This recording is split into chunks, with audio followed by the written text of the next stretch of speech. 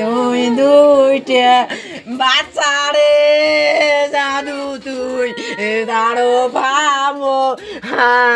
করি যা খাওরে ও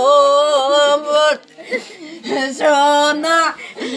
মামর গোটাই তো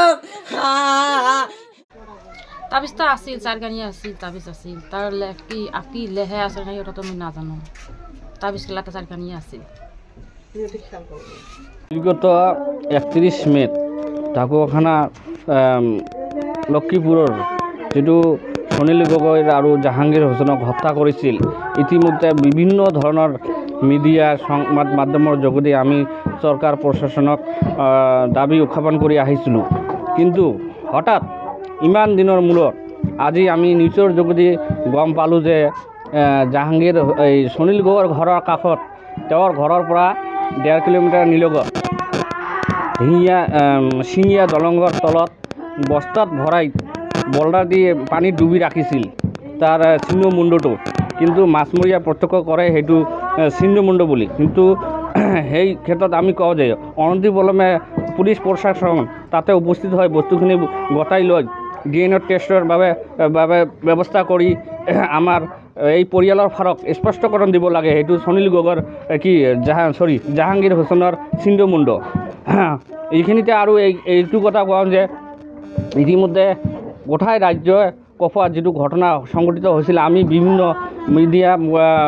সংবাদ মাধ্যমৰ যোগেদি চৰকাৰ প্ৰশাসনক আমি এইখিনি দাবী আহ্বান কৰি আছিলোঁ তেখেতক হত্যা কৰি একেবাৰে শেষ কৰি দিলে কিন্তু এই পৰিয়ালটো যিহেতু দুজনমান কণমানি কণা সন্তান আছিল তাৰ এজন মাতৃ আছিল তাৰ এজন সৰু বায়েক আছিল কিন্তু চৰকাৰ প্ৰশাসনক আমি দাবী উত্থাপন কৰি আহিছিলোঁ যে এই পৰিয়ালটোক ভৱিষ্যতে চলাৰ কাৰণে কিবা এটা সুব্যৱস্থা কৰি দিব বুলি আমি আশাবাদী আছিলোঁ কিন্তু সেই ক্ষেত্ৰত আমাৰ এইখিনি আমি নাপালোঁ আজি 6 মাহ উকলি যোৱাৰ পিছত এই পৰিয়ালটো কেনেকৈ চলি আছে চলা ফিৰা কৰি আছে এই ক্ষেত্ৰত চৰকাৰে কোনো ধৰণৰ পদক্ষেপ লোৱা নাই ইতিমধ্যে 5 মাহ ঘটনাটো যেহেতু 6 মাহ হৈ গ'ল এমাহ পিছত আমাৰ ডিষ্ট্ৰিক্টৰ ফালৰ পৰা আমাৰ বিভিন্ন দল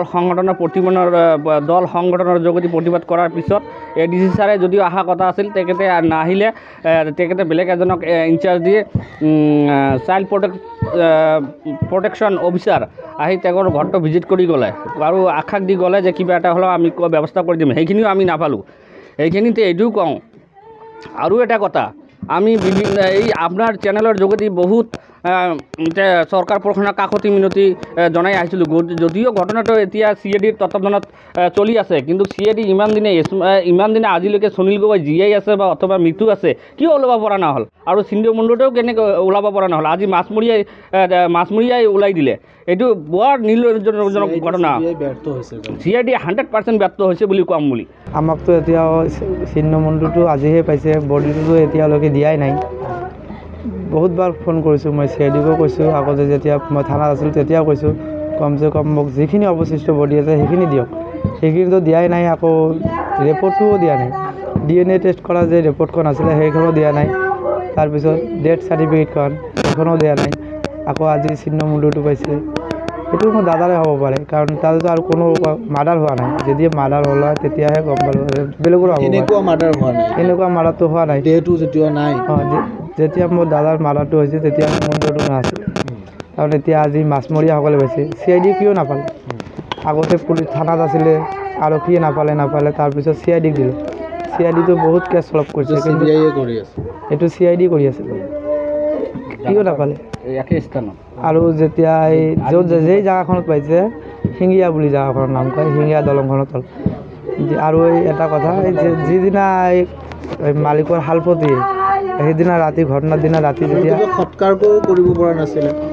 সেই সৎকাৰ নাই এতিয়া তোমালোকে কিবা যোগাযোগ কৰিলে নে নাই তেখেতৰ আৰক্ষীয়ে তোমালোকক যোগাযোগ কৰিলে নাই আৰক্ষীতো যোগাযোগ কৰা নাই 5 কিলোমিটাৰ এতিয়া আপোনালোকৰ পৰিয়ালৰ খবৰ ল'লে নে নাই নাই লোৱা কোনো প্ৰকাশনেও লোৱা নাই আৰু কোনো হেৰিও লোৱা নাই এই 5 মাহে কোনো ধৰণৰ কথা নাই আপুনি বিচৰা বাতৰি পাব কেৱল নিউজ 18 এপত নিউজ 18 এপ ডাউনলোড কৰিবলৈ স্ক্যান কৰক এই QR কোড গুগল প্লে ষ্টৰতো পাব এই নিউজ 18 এপ